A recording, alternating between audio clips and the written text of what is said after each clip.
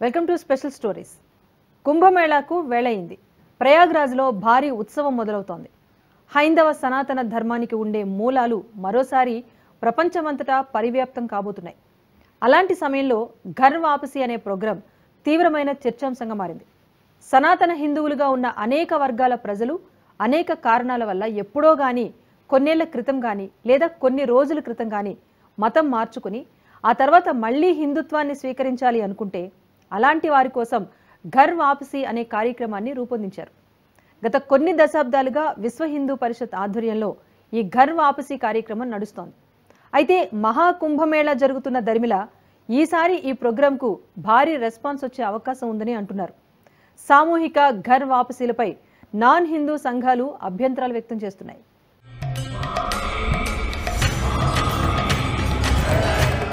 కుంభమేళాలో ఘర్ వాపసీ కీలకంగా మారుతుందా? ఘర్ వాపసీలతో ముస్లింలకు వచ్చిన ఇబ్బంది ఏంటి? ఘర్ వాపసీ కోసం యోగి సర్కార్ చేస్తున్న ఏర్పాట్లేంటి? ప్రపంచవ్యాప్తంగా అనేక దేశాల మీద కన్నేసిన క్రిస్టియన్ సంస్థలు, ఇస్లామిక్ సంస్థలు, అందులో ముఖ్యంగా భారత్ను టార్గెట్ చేశాయనే ఆరోపణలు ఎన్నో ఉన్నాయి. అందుకు కారణం వారి టార్గెట్ రీచ్ అయ్యే ప్రజలు భారత్లోనే ఎక్కువ ఉన్నారని, ఎలాంటి మత విశ్వాసాన్నైనా తమదిగా చేసుకునే ఔదార్యం గాని, అమాయకత్వం గాని భారతీయులో ఉండడం వల్లే మతాంతరీకరణ చేసే సంస్థల పని సులువవుతుందనే అభిప్రాయం ఎప్పటినుంచో ఉంది. మరోవైపు దేశ రాజ్యాంగం సెక్యులరిజాన్ని బోధిస్తున్నా అది హిందువులపైనే రుద్దబడిందనే అభిప్రాయం నానాటికి బలపడుతుంది. నాన్ హిందూస్ ఎవరూ సెక్యులరిజాన్ని పాటించడం లేదని, కేవలం హిందువుల ఓట్లు కొల్లగొట్టడానికే అన్న భావన, విమర్శలు తీవ్రతరమవుతున్నాయి. చట్టాలన్నీ మతాంతరీకరణను ప్రోత్సహిస్తూ ప్రలోభపెట్టి మతం మార్చే ప్రక్రియను ఆపే వారి పట్ల మాత్రం కఠినంగా వ్యవహరిస్తున్నాయనే భావన నానాటికి బలపడుతుంది. అందుకే కొన్ని దశాబ్దాలుగా విశ్వ హిందూ పరిషత్ లాంటి సంస్థలు మతాంతరీకరణకు వ్యతిరేకంగా పనిచేస్తున్నాయి. ఇప్పుడు తాజాగా కుంభమేళలో కూడా గతంలో మతం మారిన హిందువులను మళ్లీ హైందవంలోకి తీసుకొచ్చేలా భారీ ఎత్తున ప్రణాళికలు రూపుదిద్దుకుంటున్నాయి.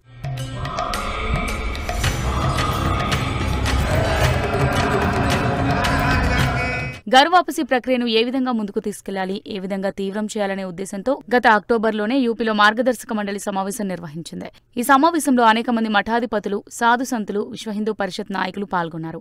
ఇప్పటికే ఉత్తరాదిన జార్ఖండ్, ఛత్తీస్గఢ్, రాజస్థాన్, యూపీ, బీహార్ వంటి రాష్ట్రాల్లో పెద్ద ఎత్తున క్రిస్టియన్లను, ముస్లింలను హిందుత్వంలోకి తీసుకొచ్చే ప్రక్రియలు ఊపందుకున్నాయి. 2014లో తెలంగాణ, ఆంధ్రలో దాదాపు 8,000 మంది ఘర్ వాపసీ ద్వారా హిందుత్వాన్ని స్వీకరించారు. 2017లో జార్ఖండ్లో 53 క్రైస్తవ కుటుంబాలు ఘర్ వాపసీ తీసుకున్నాయి. 2019లో త్రిపురలో 96 ట్రైబల్ క్రిస్టియన్ కుటుంబాలు తిరిగి హిందుత్వంలోకి వచ్చాయి. 2020లో గుజరాత్లో 144 కుటుంబాలు క్రిస్టియానిటీని వీడి హిందుత్వంలోకి వచ్చేశాయి. ఇటీవల యూపీలోనూ అనేక మంది ముస్లిం కుటుంబాలు తమ మూలాలు వెతుకుంటూ మళ్లీ హిందుత్వాన్ని స్వీకరిస్తున్నారు. అయితే అలాంటి కుటుంబాలపైన ఇస్లామిక్ ఛాందసవాదులు దాడులు చేస్తున్నారన్న వార్తలు వినిపిస్తున్నాయి. ఈ క్రమంలో తాజాగా జరుగుతున్న కుంభమేళలోనూ భారీ ఎత్తున ఘర్ వాపసీ ఉందన్న వార్తలు ఆసక్తి రేపుతున్నాయి.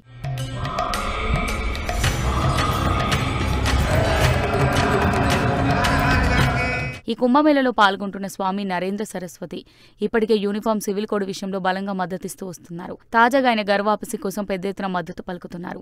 ఘర్ వాపసీ అనేది భారతదేశాన్ని మరింత శక్తివంతం చేస్తుందని, భారత్ను బలహీనం చేయాలని శక్తులు వీక్ అయిపోతున్నారని, ఇది దేశానికి ఎంతో మంచిదని అభిప్రాయపడుతున్నారు. ఒక హిందూ మతం మారితే హిందువుల సంఖ్య ఒకటి తగ్గడమే కాదు, శత్రువుల సంఖ్య ఒకటి పెరిగినట్టేనని చెప్పిన వివేకానందుడి మాటలను ఎప్పటికీ గుర్తుంచుకోవాలనేదే నరేంద్ర సరస్వతి చెబుతుండడం విశేషం. समान नागरिक संहिता, जनसंख्या नियंत्रण, धर्मांतरण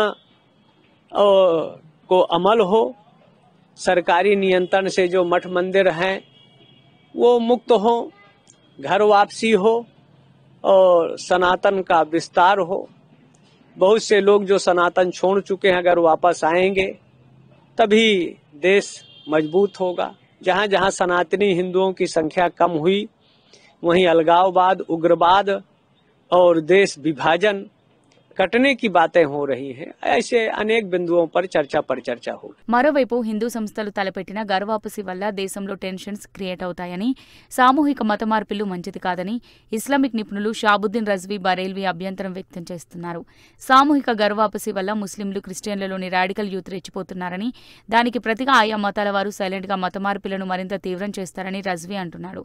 అదికాక చట్ట వ్యతిరేకం మతాంతరీకరణ చట్టానికి అది వ్యతిరేకం అంటున్నాడు. Unlawful conversion of religion act 2024 చట్ట ప్రకారం మతం మారే వ్యక్తి జిల్లా కలెక్టర్కు ముందుగా నోటీసు ఇవ్వాల్సి ఉంటుంది. తాను మతం మారడంలో ఎవరి ఒత్తిడి లేదని, తనను ఎవరూ ప్రలోభ పెట్టడం లేదని చెప్పాల్సి ఉంటుంది. ఆ నోటీసు తీసుకున్న తర్వాత జిల్లా కలెక్టర్ ఎంక్వైరీ చేయాలి. నిజానిజాలు తేల్చే బాధ్యత కలెక్టర్దే. ఇక ఆ తర్వాత ఆ వ్యక్తి తన నోటీసులో పేర్కొన్నట్టు కలెక్టర్ ముందు భౌతికంగా హాజరై చూపాలి. గతంలో ఇచ్చిన నోటీసులో పేర్కొనేది వాస్తవమేనని కలెక్టర్కు వివరించాలి. అప్పుడే మతం మారడం అనేది చట్టబద్ధంగా చెల్లుబాటు అవుతుంది. అయితే మతం మార్చుకునే విషయంలో ఇప్పటి వరకు క్రిస్టియన్ సంస్థలు గానీ, ఇస్లామిక్ సంస్థలు గానీ ఎప్పుడూ ఎక్కడ నిబంధనలు పాటించలేదు. భయపెట్టి లేదా ప్రలోభ పెట్టి మతం మార్చిన ఘటనలే అన్ని చోట్ల కనిపిస్తున్నాయి. చాలా తక్కువ చోట్ల మాత్రమే వ్యక్తిని కన్విన్స్ చేసి మతం మారుస్తున్న ఉదంతాలు కనిపిస్తాయి. మరోవైపు మతం మారకపోతే అలాంటి అమ్మాయిలపై, కుటుంబాలపై జరుగుతున్న దాడులు కూడా నానాటికి తీవ్రతరం అవుతున్నాయి. అలాంటి వాటికి చెక్ పెట్టడానికే 2024లో ప్రభుత్వం unlawful conversion of religion act తీసుకొచ్చింది. మరోవైపు క్షేత్రస్థాయిలో అనేక హిందూ సంస్థలు అఖాడాలకు ప్రజలకు అవగాహన కల్పిస్తూ హిందూ ధర్మంలోని విశిష్టతను వివరిస్తూ హిందుత్వాన్ని విడిచిన ప్రజలను తిరిగి హిందుత్వంలోకి తీసుకొస్తున్నారు. దేశంలోని పలు రాష్ట్రాల్లో బీజేపీ ప్రభుత్వం అధికారంలోకి వచ్చిన తర్వాత హిందూ సంస్థలు యాక్టివిటీస్కు నైతికంగా మద్దతు లభించినట్టయింది.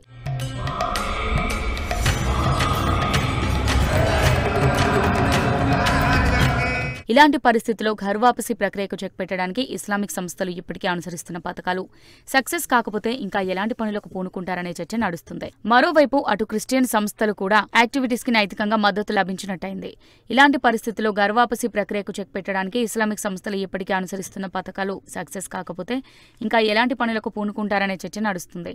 మరోవైపు అటు క్రిస్టియన్ సంస్థలు కూడా ఎలాంటి కౌంటర్ ఇస్తాయనేది ఆసక్తి రేపుతోంది. మొత్తానికి కుంభమేళలో సాధు సంతుల సమక్షంలో పలు అఖాడాల ఆధ్వర్యంలో ఘర్ వాపసీ పెద్ద ఎత్తున నిర్వహించడానికి ఏర్పాట్లు జరిగాయి. మరి ఇది ఎలాంటి తదుపరి పరిణామాలకు దారితీస్తుందనే చర్చ నడుస్తుంది.